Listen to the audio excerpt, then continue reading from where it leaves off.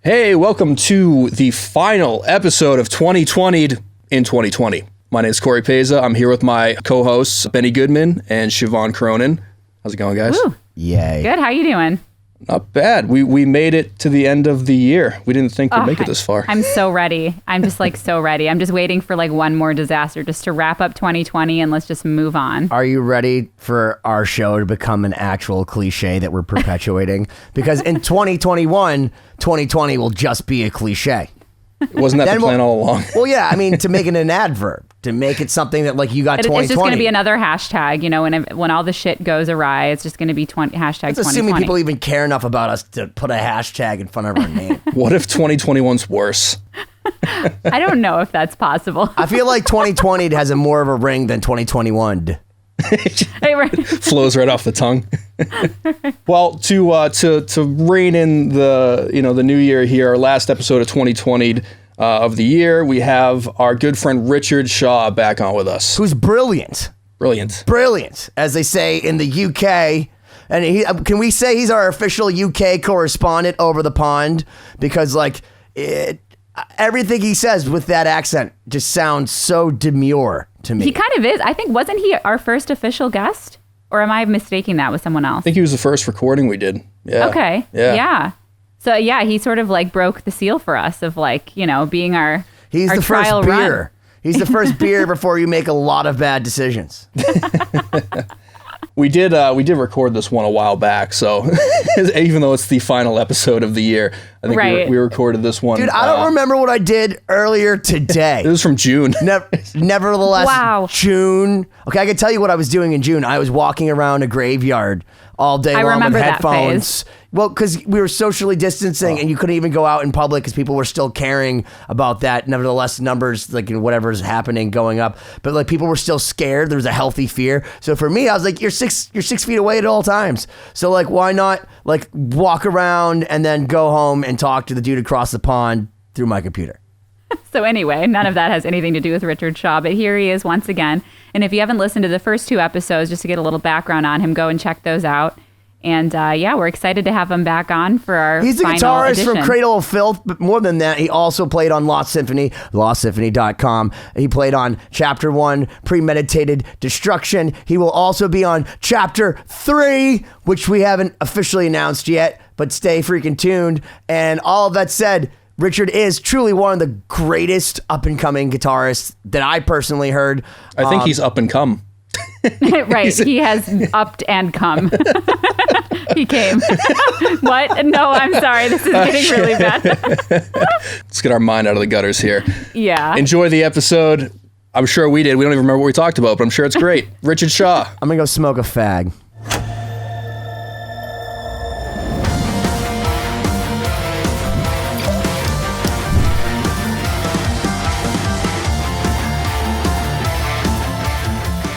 Hi, I'm Benny Goodman, and welcome to this edition of 2020. We're basically up is down and left is right, and AB select start gets you fucking 30 lives in Contra. Over here, we got Cory Peza! Yo. The man with the plan, sometimes plays bass, sometimes plays guitar. People stroke his ego for his mixing abilities. He's pretty good. We have down over there Siobhán Cronin from Starset Trans-Siberian Orchestra, just herself because she's awesome. Sweden. And then I don't know why, coming in for another round of pain. Maybe just because he's such a gentleman in his culture. Richard Shaw from Cradle of Filth. Thank you. I'm just here because I've got nothing else to do. Welcome. Right. So I'm just sat here doing absolutely. So, Richard, I just want to jump right into something because when I told you I was from Worcester, Massachusetts, someone had said, I don't know, Worcestershire came up. Someone told me afterwards that you were just being polite because Worcestershire is just like any kind of county or whatever, and you were just being nice to the American by not correcting me. So I wanted to read something to you, and so we could better understand British culture, if you'll indulge us, of course. Oh, okay. Yeah. Okay, so I don't know if this is similar, but I was reading that residents in Taraqa, Indonesia, take their deceased loved ones out of the graves once a year, or once every 3 years, to celebrate their lives. The festival is known as Manain. The dead will be taken out of their coffins, cleaned, and given a new set of clothes. Relatives from far and wide come to celebrate Manain, feasting, swapping stories, and honoring the deceased. Food and water and even cigarettes are offered to the dead because it is believed the spirit remains near their body and craves care. P.S. They use preservatives to retain the bodies. Is this something that they would do in British culture? Not in British culture, but that sounds very heavy metal. Well, that's why I brought it up. I just wanted to know because I read this and I said, am I uninformed that this happens other places?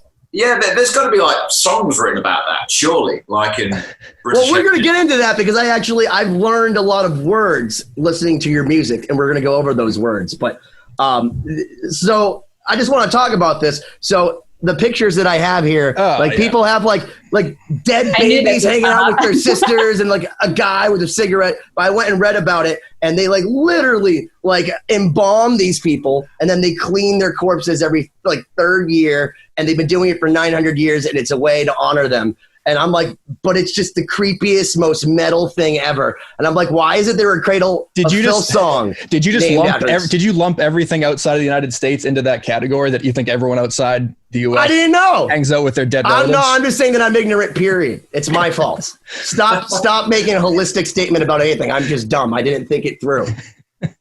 It sounds kind of like, you know, in Beetlejuice, where it's like the waiting room scene. Yeah. Oh, yeah. Like, that's what that sounds like. We're just going to dig up my grandparents and just like hang out and take photos and like. Someone's just super into Weekend at Bernie's. No, they do take photos. It's really creepy. You should Google the photos. They're totally. I would tell Cory to put them in, but honestly, I don't want to cause our readers. We might lose some people on that one. The other thing I wanted to ask you, Richard, was I was listening to a song called the Manor or the Night at Catafalque Manor, and I had to Google what catafalque was. Which, by the way, for those that aren't super and hyper intelligent like Siobhán and Richard and probably Danny Filth, is a thing. It's like a box that holds up a coffin. It's like when Abraham Lincoln died, he had a catafalque that they like paraded him around. But then I have questions because like, why is there a catafalque manor? Like, what are they doing? Are they building catafalques there? Are there a bunch of dead people partying on catafalques? Like, what the fuck is going on, Richard? I have no idea. I just play guitar. Yeah, like I say, I just work here. I'm just told to play the guitar parts, and then I don't even know what the lyrics are until the album comes out. Yeah. So I have no idea. It's like people try to ask me about like things in the Starset story, you know, like stuff from the book, or they're like trying to extract information from me. I'm like, I honestly have no idea. You have to ask Dustin about that. Yeah, you just say, if I told you, I'd have to kill you, and then you just walk away. Right? Yeah, I can't pull that off, though. I'm not good at the poker face. You know what you should do? You should just pretend you don't speak English. Me? Yeah. I could maybe get away with that. No, but that's what I'm saying. Like, so when I used to play in this band Clone, which is with my buddy Greg, who's now actually a producer on the show with Sharon Osbourne, the Talk. That's what he does for a living. But we were in this band called Clone, which was this like KMFDM stylish band, and he said anytime we did an interview, since I didn't know my ass from my elbow, just be like, I don't speak English. But you speak English the rest of the time. Well, yeah. Then he said, well, and I said, well, what language do I normally speak? And he's like, well, can you pretend to speak Russian or something? I'm like, well, it depends how stupid they are, but we would like talk and like pretend Russian to each other. Well, just pull a Jeffrey Epstein and plead the fifth for every question. Yeah, I plead the fifth. There you go. So, Richard, how are you doing? How was your week? My week's been good. Really busy. Getting everything ready for baby and a house move and continuing to work on the Cradle of Filth album, even though I finished the parts like 3 months ago. So I don't know how that works. The problem with this lockdown has been I finished my guitar parts, recorded all the parts, and was like, cool, I'm done. I'm just going to wait for the other guys to record their parts. And then I think due to lockdown, because our other guitar player can't fly into the UK to record his parts, our bass player can't fly down from Scotland to record his parts, So Danny went in the studio because he lives locally to the studio. And I think what's happened, because he's been in the studio for the last 3 months, he's starting to overanalyze every single note. Oh, no. Yeah, he's been sat up. The album should have been done like a month ago, like completely finished. Yeah. We should have been like touring and doing the video shoot, photo shoots, everything. But because he's sat there like waiting for the album to finish, he's like going to the studio every day going, maybe we should change this bit. Maybe we should change that. Maybe we should add in a solo here, which is great because there's going to be more guitar solos on it than I was expecting. But all of a sudden I get a call going, Rich, can you like lay down another guitar solo? I thought, I've got to finish the album. I can see where he might be that way though, because so another song, it's called Wester Vespertine. And I'm like, what the fuck is that? And it says active, flowering, or flourishing in the evening, which is synonymous with crepuscular, which to me, I said, did he think to himself, do I use vespertine or crepuscular? Because both of those are wicked metal sounding. They are. Which one's easy to scream? Too many syllables. Yeah. Vespertine. He does himself quite a lot where he kind of, because he uses all these big words with a lot of syllables, and then he comes to play them live and he's like, oh, fuck. The number of times I've seen him go. Yeah, that's how Americans feel every day. Is he like the Eminem of black metal? Yeah, I think so. Like our last two albums, I remember when I was in the studio doing this album, our producer who did the last two albums as well is like, I'm going to have to tell Danny about the number of syllables because he's really fucking himself over when he comes to play music on live. But, you know, it happens. He manages to pull it off somehow. Yeah, only 8 minutes straight a song. No big deal. Yeah, exactly. You mentioned how you guys are kind of sitting on these songs and going back and over analyzing. And there's that kind of common saying that, you know, art's never done. It's just abandoned or something along those lines, paraphrasing. So this situation with the whole lockdown is kind of forcing people, you can't really abandon it because it's stuck there right in front of you. Exactly. Have you guys ever run into that, Siobhán, Ben? I mean, I know that Ben and I have probably 1,000 songs on our hard drives that are abandoned but not released. All the time. I feel like that's like a daily occurrence for me, is just like always aiming for perfection and never feeling like I always feel. I was telling someone the other day, like the idea I have in my head, like I never end up getting to 100% of that. Like I always envision perfection, and it usually has to settle around like 80 to 85% satisfaction. You want to know what fixes all of that? So one day I had this chick tell me that I was the lower side of ideal. And I first realized, I thought like, wow, that's a really shitty thing. And the conversation continued after that. It's a really shitty thing to say. But then I thought about it. And I realized the lower side of ideal is still better than most people. Better than average, I guess. Right. And then where you're always going for perfection, like that's never going to happen. So like if you just aim for the lower side of ideal, you're still aiming for better than most people. But like if you don't get perfection, it's like, I still fucking won. Well, the best analogy I can think of is if you think of like the world of plastic surgery, like if you sit and look at your face for too long, you're eventually just going to get everything done to the point that you look like Catwoman. So you have to maintain the perspective that your face needs to still look normal. Benny, I need to know the context. Why did she tell you that? At what point did she tell you this? I'm sure he triggered that statement. What did you say right before that? Can I plead the fifth?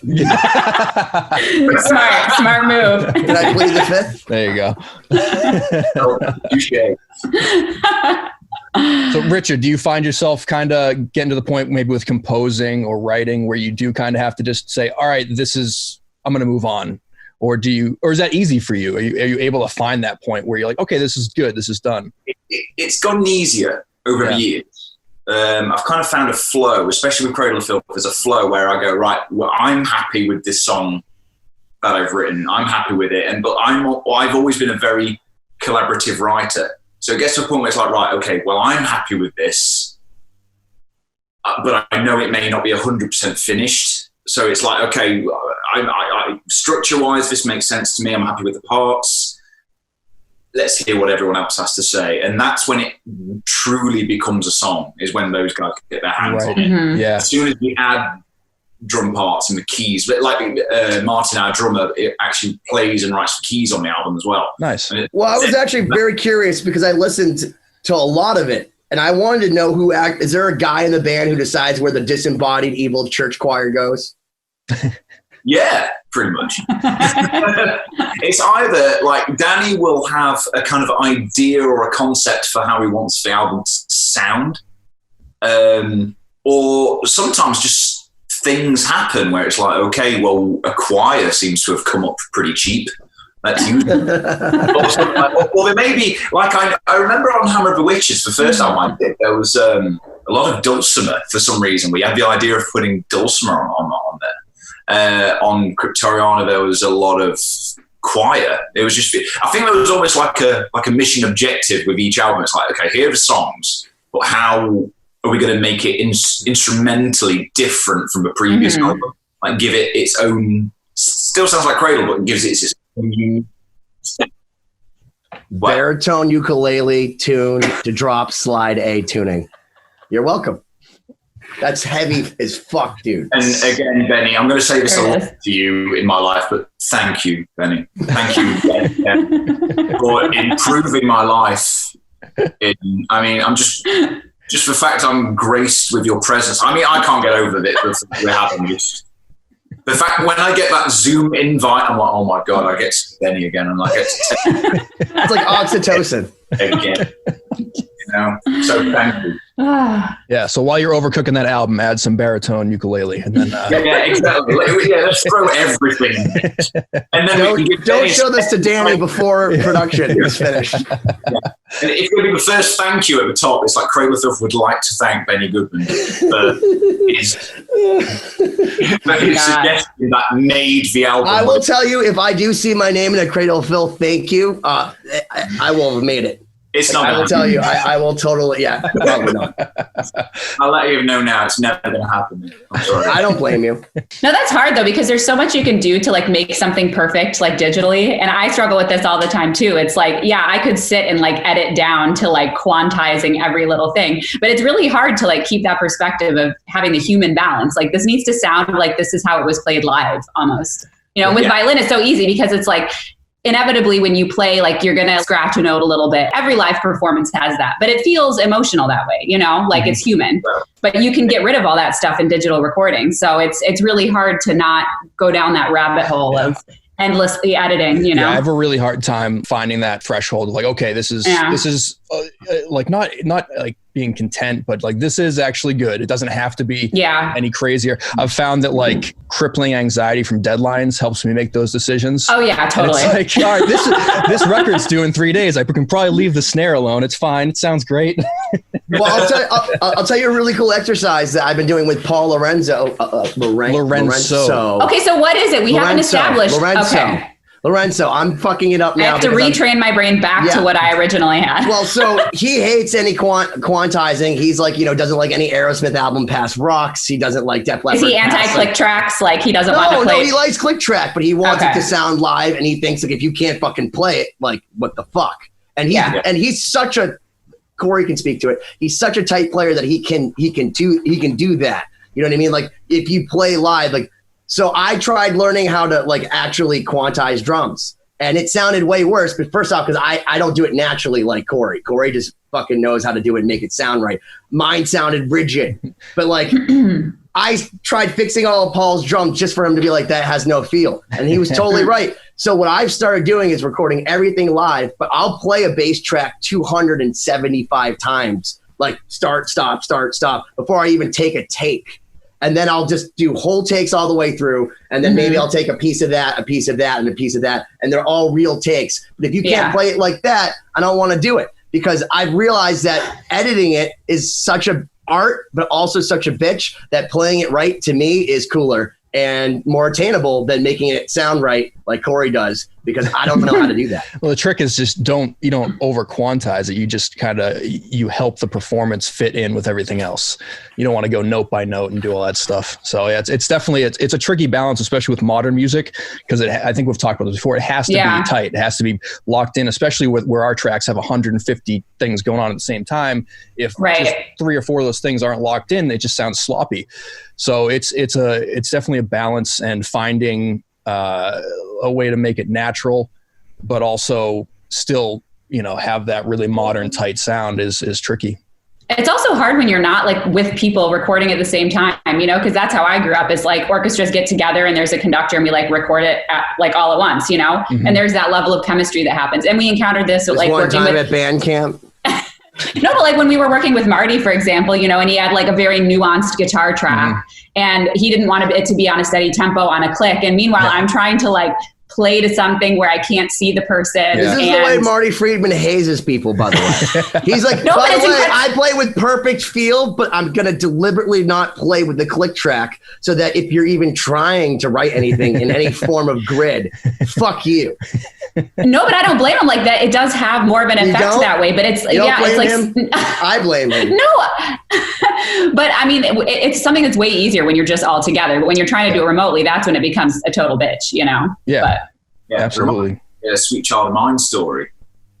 Do you know about recording Sweet Child of Mine? Enlighten us. Yeah, tell us. It's the way they recorded the albums, especially the first 3 albums, was like they did it all together in a room, and then basically the vocals and the lead guitar were recorded separately. Mm-hmm. So they did Sweet Child of Mine, played as a band, and then it was like, right, Slash, now it's time to record the intro part.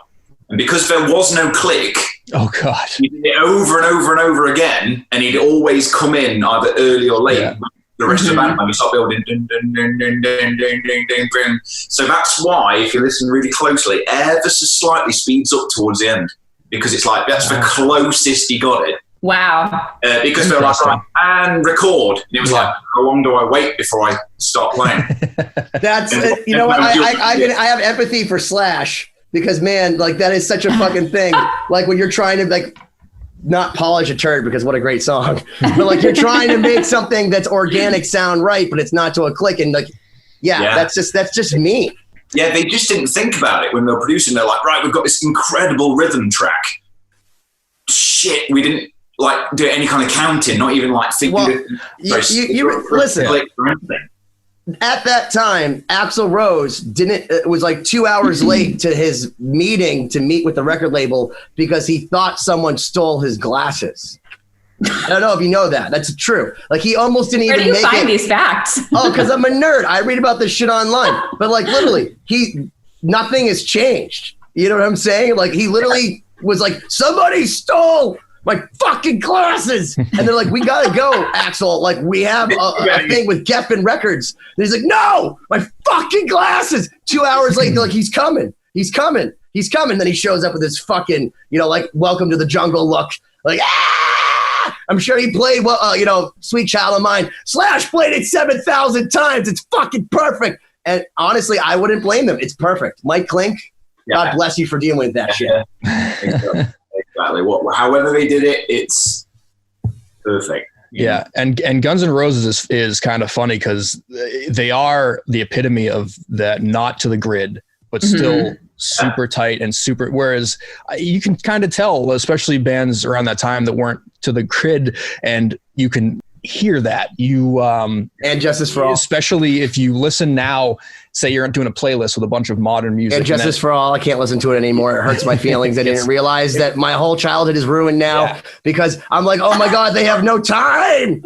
Yeah, and there's a ton of albums like that where you never noticed it until you compare it A to B with what's going on today, and it's like it's well, I notice especially when I'm learning like these guitar covers. I try to put because I want to record it, and I try to put like a click on it just to see like what's the tempo, and I most of the time just don't. I'm like, there's any luck with Jason Richardson?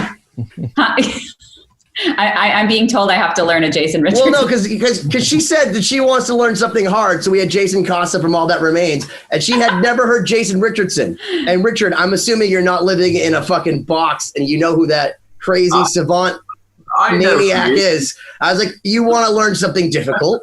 Try hose down. Wow. Because I mean, I don't know what that is. I don't know if it's music even, but it's hard. It's hard. We'll find out when I try to learn it. Richard, do you have any like guitarists that you're keeping up with right now that you watch, maybe Instagram or YouTube? Anyone maybe that's not quite so well known? I'd say it depends what you count as well known, because obviously there are some people on certain scenes and certain right. shows. Yeah, maybe that's probably a poor choice of words, but someone that you're following that maybe you'd like more people to know about. Like Matteo Cesato for me he's is up there. Yeah, I don't know who that is. he's awesome. He's so good. Tosin Obasi was one of them from ages ago, and he's still pushing the boundaries out there. Jason Richardson's one. Cory Wong. Really loving Cory Wong stuff at the moment. Really getting. Have you seen that guy? I want to say he's like from Germany. His name's like Manuel something, and he plays like the super Nuno-y style rhythms, but ridiculously fast, and will cover like Justin Bieber and stuff. He's completely banana, dude. I gotta share this guy to you. It's hard because like, okay, that Matteo guy. I went and saw him. I went and checked out his page because I saw Nuno like one of his things that he covered a Nuno solo. We all love Nuno. Let's admit it. Like we all love Nuno. And Nuno wrote something super nice to him. It was like, oh my God, this guy's inspiring me. But then I went and watched one of his solos. It was like 1 minute and 40 seconds long. And he said, this is the longest improvised solo I've done. And I'm like, oh my God, this guy only plays like 40 seconds of insane genius. And God, it's unbelievable. But like, that's such a different world where you have these guys that are learning these insane techniques, learning how to like basically create these super things that even Nuno, for example, thinks is amazing. But like, this guy may have never played in a real band ever. Like he's never like, you've never played longer than 1 minute and 47 seconds. Like I've held out one note for that long. Yeah, this is the weird thing I'm noticing right now, because I did a guest solo for one of my old students. He is, I taught him a few years ago, but he ended up auditioning for the college that I went to, and he's just finishing in that college, and he asked for like his final dissertation if I would happily do like a guest solo on his EP, and his EP just came out on Friday. That's awesome. Well, that's awesome. Congratulations. He thought it was like a really cool bookend, because I taught him, and then like now finishing his college degree. Oh, wow. With having his tutor on there who helped get him into the college and stuff. So that was really cool. So there's moments of me and him like sparring on this record. It's really, really cool. And he's become a bit of a technical freak. But weirdly enough, coming back to what we were saying and tying this with that, was there's almost seems to be, I've noticed this with a lot of students of mine, where because of everything's to the grid and a lot of stuff is auto-tuned, as well as technical ability is being pushed, because we're all standing on the shoulders of giants, right, taking what they've done and like pushing it further. There seems to be like this new thing where you got some musicians, it seems to be complete extremes. You got some musicians who are like, all I need are like 4 chords and a capo. I don't need to learn any more stuff because that's what Ed Sheeran does. But Ed Sheeran's a much better guitar player than he lets on. Sure, yeah. I have all the respect for Ed Sheeran, just for record. But a lot of people do. They look at Taylor Swift and they go, well, I only need to learn 4 chords. What's the point? And then you've got the opposite, which is almost they've been used to quantized drums, auto-tune vocals, to the point where their timing and their pitch is stupidly accurate.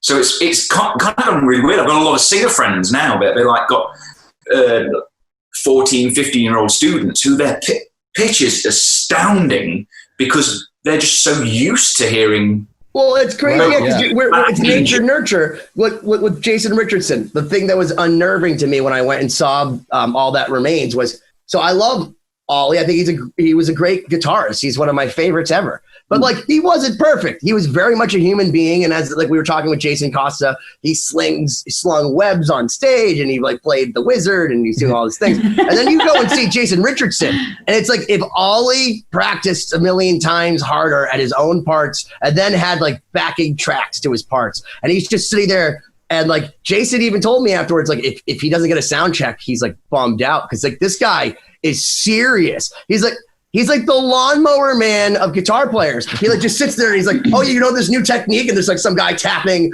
a thing on an acoustic with like a harp guitar. Jason Richardson has it mastered within 13 minutes, and like, but with that said, I say to everybody, as much as that is amazing, and I take absolutely nothing away from the technical prowess of that, emotion has been stripped away of a lot of these recordings. So you have a lot of these guitar players now who are playing these incredibly, insanely technical parts, but they forget the most important part: your balls.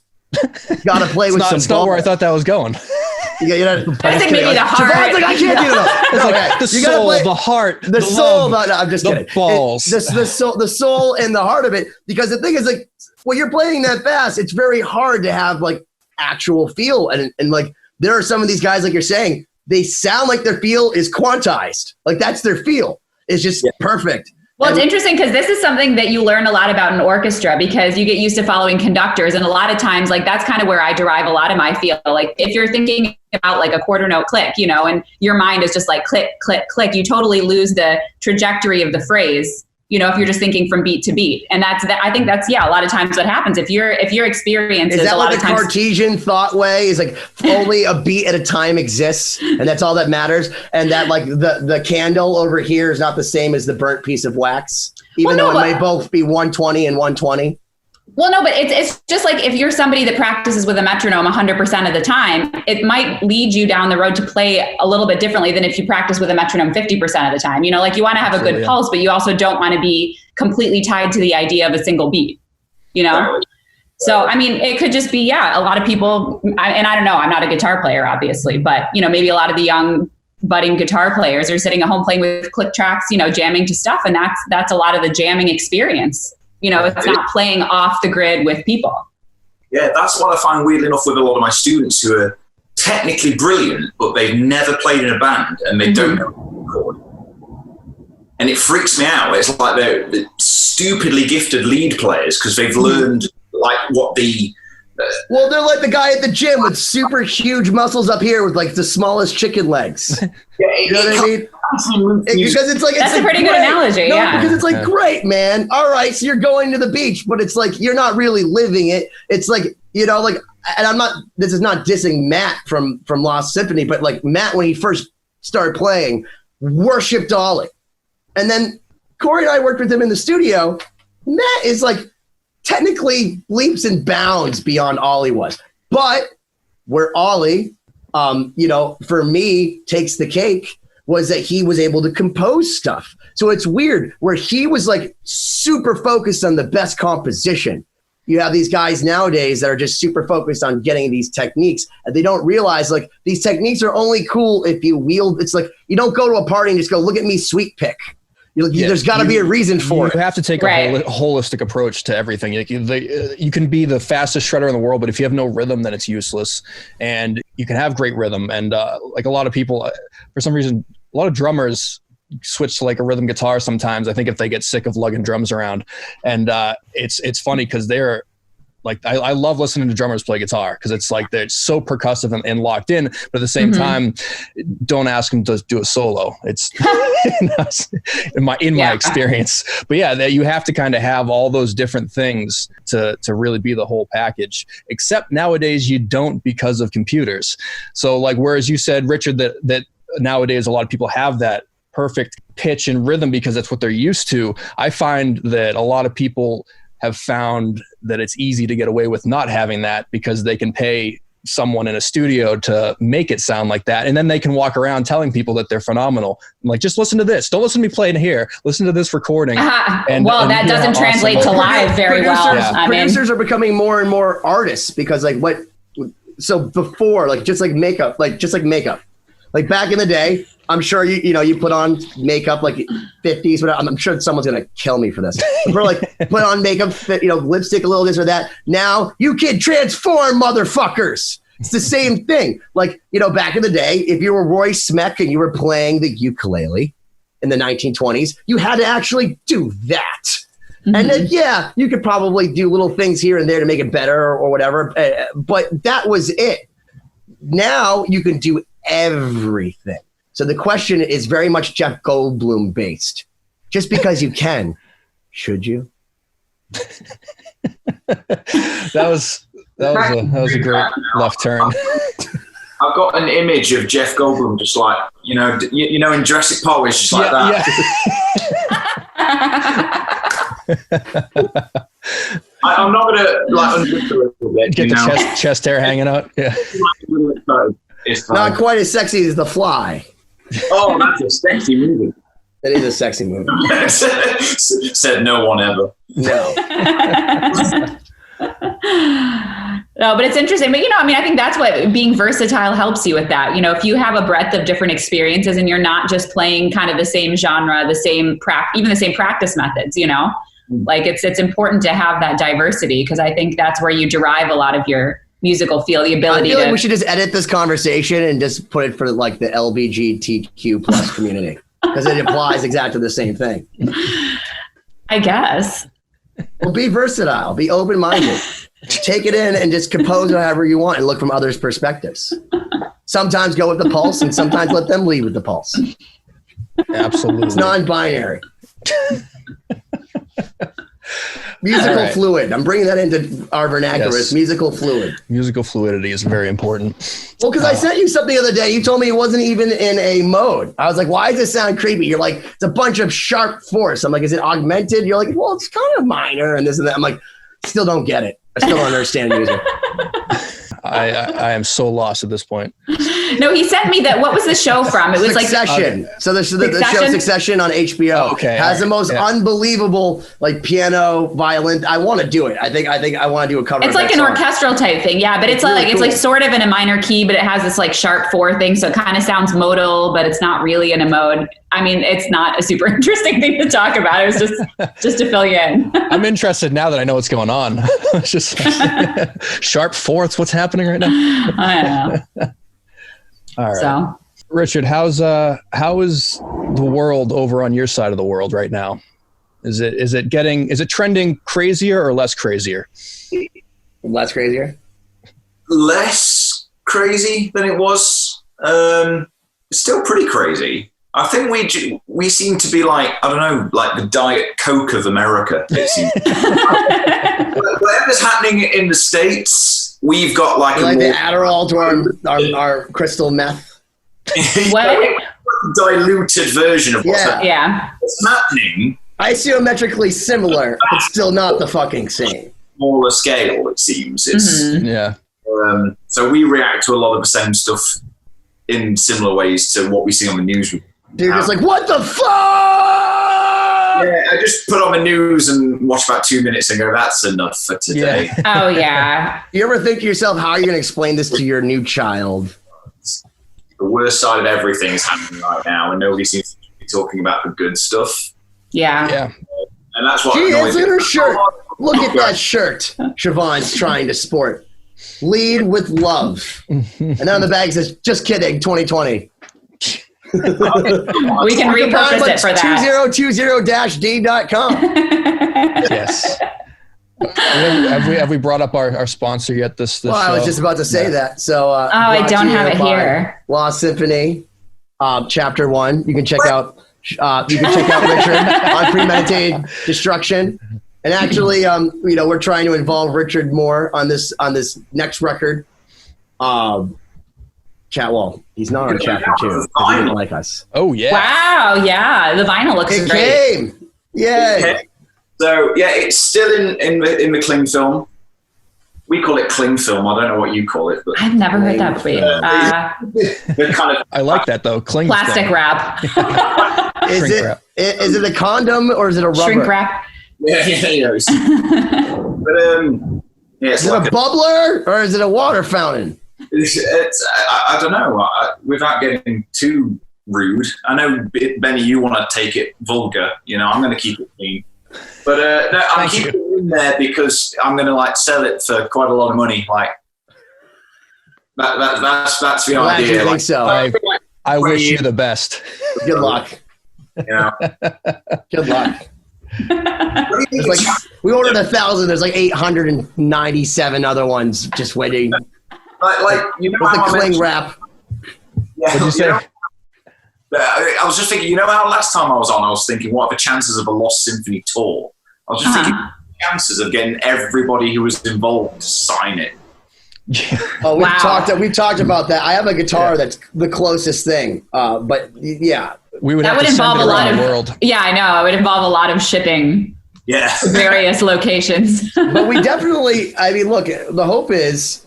So I was joking around about possible merchandise for 2020 because we made this podcast because of Lost Symphony. Our marketing team, who are made up of really pretty smart marketing LostSymphony.com. LostSymphony.com said, "Hey man, maybe you should do something like what other people are doing, like podcasts, because you're like David Lee Roth, but you don't have because you don't sing in this band, so you don't get to go like, aha, give me a pencil."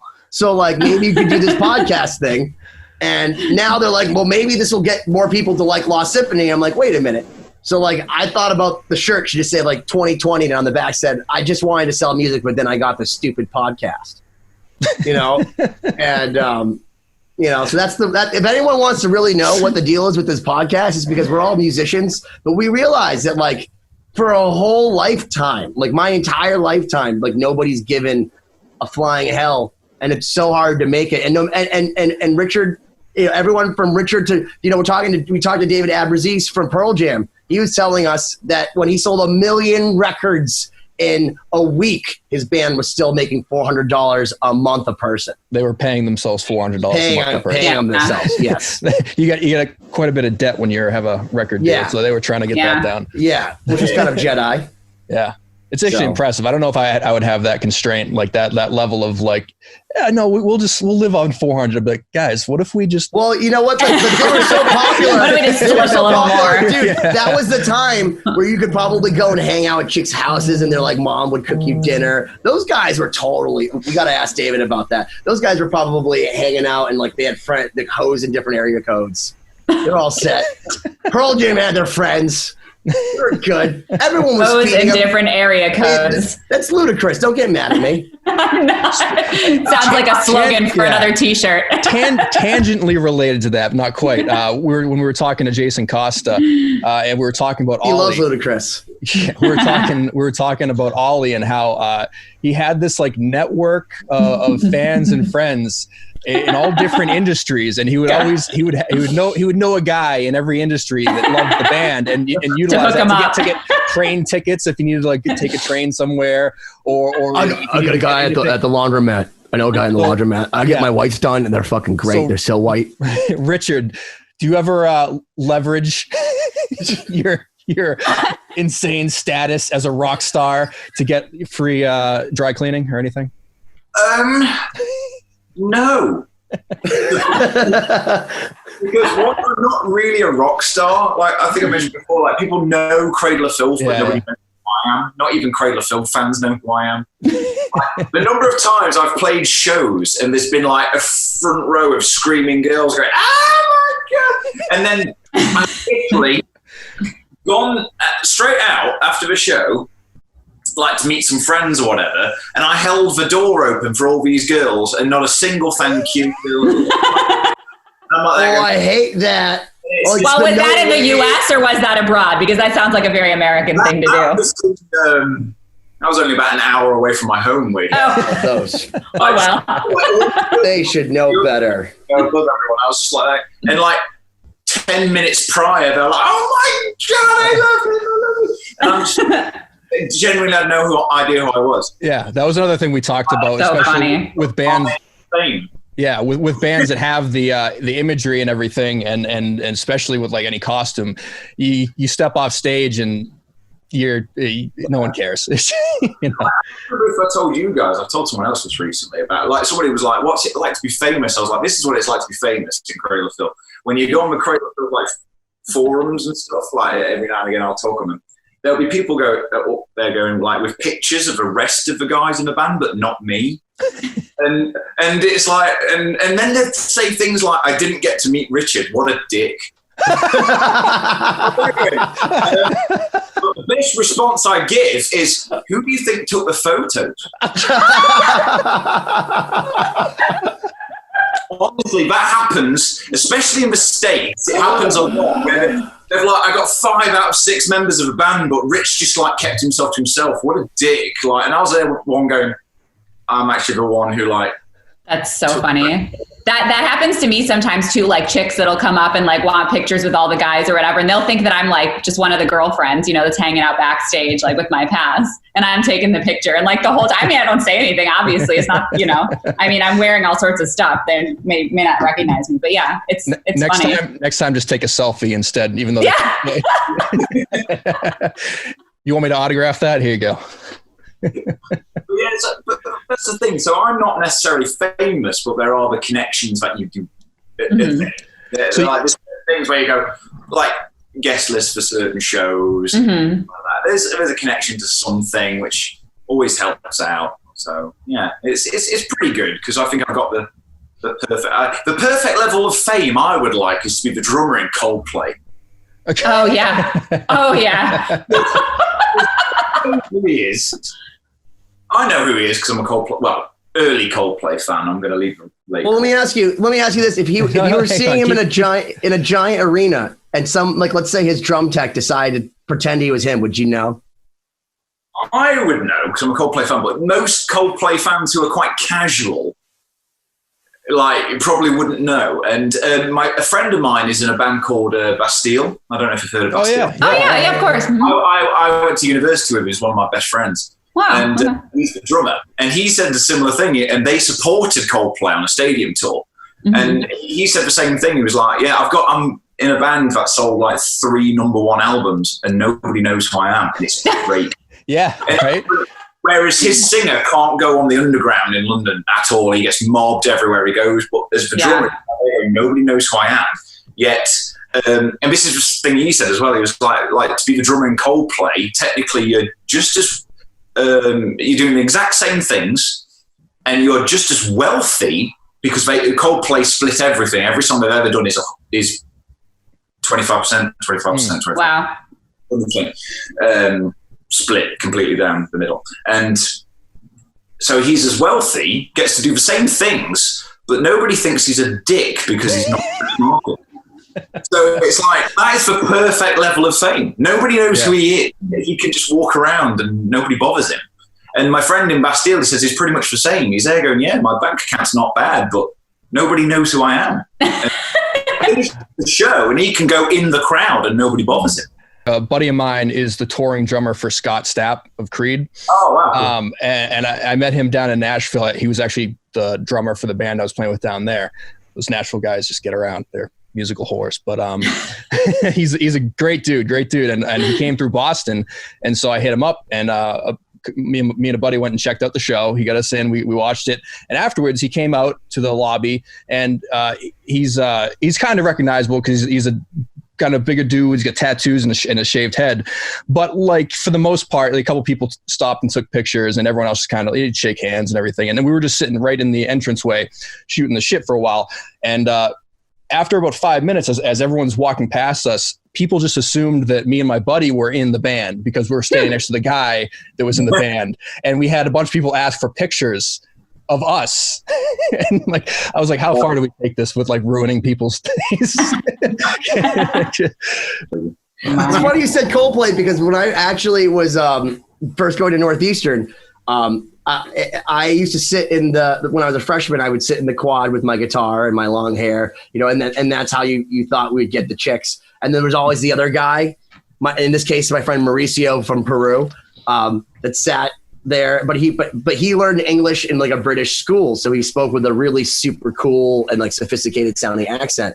So girls and he sang really, really he sounded like a mixture of Silverchair and everything that was popular at the time. Yeah. So he'd always be like, "Oh yeah, you didn't know it was an Oasis." Or and girls would believe him, and he would just get people to smoke him up on weed because he'd be like, "Oh yeah, dude, I just came out with that new song," and I'm falling even farther close to you. And then he'd just come up with whatever stupid pop song that week, and they'd be like, "Oh my god, you are that guy," because he had the long hair. He was from Peru, but he was still Anglo-Saxon looking. So they always thought he was from one of those bands, and he would say Coldplay every once in a while. But this was 2000, so It's cool. He smoked a lot of weed for free because he was in the band. Yeah, that's just like being like in a the Coldplay drummer. You're just as famous. Just say you're the singer of another band and you're good. I wonder if the drummer from Coldplay tells people he's the drummer of Coldplay and people just go, yeah, whatever. Yeah. I wouldn't be surprised if it happens sometimes. It's like at festivals when people, I think I told this story. I don't know if it was with you, Richard, or with someone else, but when I went out into like the German festival where the guy was like, oh no, you didn't play on the other stage. I was like, oh, that's fine. You're like, you can Google me. It's a good position to be in. Yeah. What? So Don't ever say that to anyone ever again, Benny. It's like, no, I wouldn't say that because there's all you'd ever find is like, I had to introduce myself to everybody in my neighborhood within like a 2 square mile area. Okay. And it's like, don't do that. Don't look me up. You don't want nothing you're going to find is going to lead to anything good. Other than the jazz musician that if you haven't just discovered the wonderful clarinet playing of Benny Goodman, you should because he was fantastic. Yeah, I'm not him. That's the one good thing. If you ever do get in a situation where you have to plead the fifth, Ben, no one will be able to look you up because they're just going to find that guy. Right. Yeah. Oh my God. There's like you can hide in the I 2020'd him with my own name. There you go. Yeah, right. So going back to Lost Symphony, we just sent you a new song, Richard. I would love to know what you think of it because, no pressure. what's the correct answer here? No, honestly, if you hated it, that would just Honesty be just is as the fun. correct That'd be just answer. as funny. But the honest answer is it's fucking terrible. Yeah. Okay. No. That's what we were going for. So that's good. So that's when I've got to be really careful with my British sense of humour, where it's like, It's okay. It's people okay. think when I'm sarcastic, I have to be really careful about it. But no, honestly, I love it. I really, really love the Andrew Lloyd Webber kind of vibe of it, and it's just. I was listening to like the guitar parts that were already down on that, and I was like, "It sounds amazing as it is. It's just really, really Angel cool." Vivaldi and Kelly, who's like our resident guitar maniac in Lost Symphony. Both of those guys, we sent it to them, and they were like, "Why don't you listen to this?" We didn't tell them to play on it. They're like, "Here you go." Yeah. And then like both of them, like we had written it for other people, and both of them just put those solos on there, and we're just like, well, what? Yeah, fuck. I feel like this happens a lot. They just stuck their flag in it, like mine. Claimed. Well, but it was actually a real cool honor because like a lot of times, like people like Angel Vivaldi, I have to beg him or send him like shirtless pictures of myself for him to send me a guitar solo back. And like that song, he just sent it back to me. It was like, here you go. And I'm like, what do you mean here? I didn't want you to play it. Well, it's there. I'm like, okay.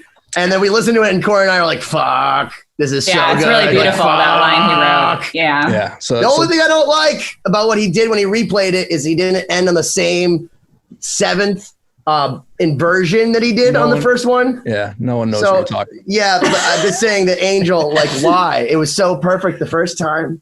But that said, yeah, that song was written for other people, and then Angel and Kelly were just like, just kidding.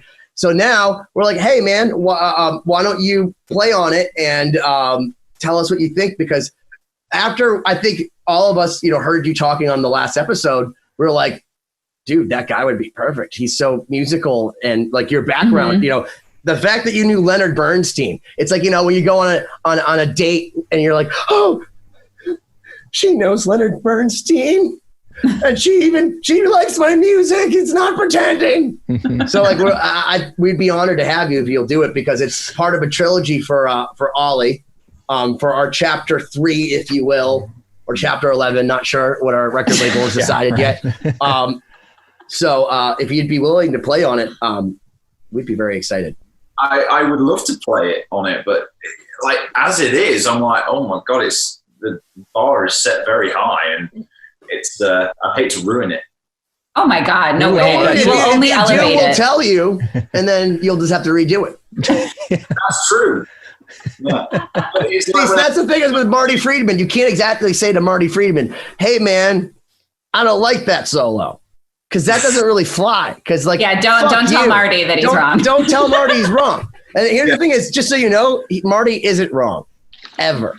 You're wrong. And like, once you understand that, you'll realize that music is better. We have literally rearranged songs around what he sent us back. No, every single time. He's like, damn it, this is way better. We gotta change. This is what Marty does. Marty goes, oh my God, I love that. But then there's like all the sidebars of like, and like, this here isn't as interesting if you just did this and, well, hold on. And then by the next morning, he like recorded 74 tracks. He sent you a whole new interlude. And like, a lot of the times he'll send you or just a different song. Yeah, he'll send you a different song. You're like, bro, you like went so off the deep end. So really the best thing to do is to take what Marty sends you and then to reintegrate it into what you're doing. But that said, every single thing that he ever says, it's always better. And his parts, like, there's never ever been anything that guy has ever sent me and I said, why did he do that? Or that sounded like shit. I mean, other than he would take my leads or melodies out of songs, that I don't understand. But then he would give me awesome leads, and I'm like, well, now it's 17 minutes long because now we have to put that lead in too, Marty. Fuck you. That's all to say that the song structures can always be flexible to add genius. Yeah, so that is most likely what will be the scenario. So if you come up with a melodic idea, and we're more than so I think Kelly did enough of the shredding in that song. We'd be more interested maybe in melodic idea or something like super composed. Sing to us with your guitar. Yes, sing, be the lead vocalist for this. And if you hear a part being reprised or whatever, like, we're open to the idea of changing the song around malleably if you want to have more say, because we don't want this to be solo here, then there's somebody else, then solo here, then somebody else. Like, we want it to be one complete idea. And something that you had said was, a lot of people send timestamps and then they don't listen to the whole song. You're like, I always listen to the whole song. How do you know where the whole melodic idea is leading up to? And I was like, man, you're just speaking to my heart. No, I just find it strange. It's like, where do I solo? Okay, and we just listen to the part they're soloing over and then decide, now I'm just going to do what I do over it. And that's kind of pointless. Well, it's like jamming to a jam track with a click. Yeah, it's like, where do you go with that? You get into dangerous territory of, like, kind of touching on what we were on about last time, is like students or younger players that have only played to a click track or to backing tracks. And it's like, well, hang on a minute, context is everything. Mm-hmm. Yeah. Well, you have the opportunity to write. So here's the thing, where both Angel and Kelly play unbelievably. Where I see you coming in is writing a memorable melody that you can hum every note to it. Like, that's the cool thing about Iron Maiden, is that they'll go like da na na na da na na na da na na na, because they literally know every single note in every country, whether they speak English or not, because they write leads, even though they may not be Eddie Van Halen. Dave Murray, Adrian Smith, Janet Gers writes leads that a lot of people can hum everywhere. And that's sort of where I thought that you could add value, was take this idea that we have, which, by the way, happens to be personally one of my favorite piano pieces I've composed, and play it enough times where you go, I hear this melody. Like Dave, like the only way I could say, and again, no pressure, like, David Gilmour saying, okay, here's 10 minutes of nothingness and Shine On Your Crazy Diamond. How do I make that not boring? Yeah, no pressure. Right. No pressure at all, Richard. Okay. No, well, at least we know you can handle some, odd time and some kind of weird structurally things. So we got faith in you, man. And actually, for the next podcast, we have another question for you, but this wasn't the question, because we already kind of talked offline about this, but we wanted to know your opinions, because, if you don't like us, we just won't ask you back on the show. It's true. This is purely just some calculated career move. Did I not just admit that like 25 minutes ago, that this whole show is just a ruse to sell our record? LostSymphony.com, Chapter 1. Chapter 1, LostSymphony.com. Oh, guys, I don't have mine with me. That's fine, whatever. I really think, though, that we should steal like a stupid saying, like lead with love, and then put like just kidding 2020 on the back. Yeah, why not? With love, but I hate this record. Yeah, no shit. Or like my favorite, like Typo Negative, the least worst of Typo Negative was the greatest hits. We are coming up on the end of this hour, so I guess, Richard, why don't you talk about how people can find you. You're still doing lessons. You're still doing those killer underrated riff videos that everyone should check out. We all love those, by the way. Yeah. My favorite so far is definitely got to be the Will Smith one, though, because that riff, like, if Rage Against the Machine got that with their drum, like that could be a Rage tune, dude. That could be a Rage tune. Put a little bit of like whammy pedal in it. It's got the like, dude. Just watching your head. That's my favorite part. It's not even listening to it. Just watching Richard go. Riffs where you just go, I can't stay still. Yeah. That's what music should do. If it, Sure. I mean, Will Smith had a song called "Not Like Black Suits Come In, Nod Your Head." If you don't nod your head to it, like it's not been done very well. Mm-hmm. You know, if there's something about that song that makes you go, "Damn it!" But weirdly enough, like I've got some Rage Against the Machine ones planned, but weirdly enough, Rage Against the Machine, I can't hear Rage Against the Machine now without thinking of Andrew Lloyd Webber, which is a bit strange. That's a very weird synapse to have created in your brain, Richard. They're Rage Against the Machine riffs. They're the best Rage Against the Machine riffs that Rage Against the Machine didn't write. Was in some Andrew Lloyd Webber stuff. So I do have some Andrew Lloyd Webber planned for the underrated. Sweet. Can you do, I feel like you need to do like an Andrew Lloyd Webber cover, and we should all do it like in the style of Rage Against the Machine. Yes. Oh, yeah. Dude, that'd be so cool. Oh my God, can we do that? So that's one of the things I was even saying is that if we could get anything out of this other than hopefully money and success, maybe we could get some cool like side projects that nobody cares about, like our interpretation of Rage Against the Machine's like doing Andrew Lloyd Webber. Well, that was like how our sound guy That's what I'm decided. excited about. No, our sound guy decided it would be the best idea in the world to do Garth Brooks music in the style of Motley Crue. And I'm like, who is our audience? All That Remains aside to do the Garth Brooks music in the style of All That Remains. Yeah. Cory played bass on it. I fixed it on Wikipedia. Oh, well, thank you. You played piano, so. Well, no, literally, if you go on there, like, listen, Howard Benson's an amazing producer. And in fact, like, he was very complimentary of us.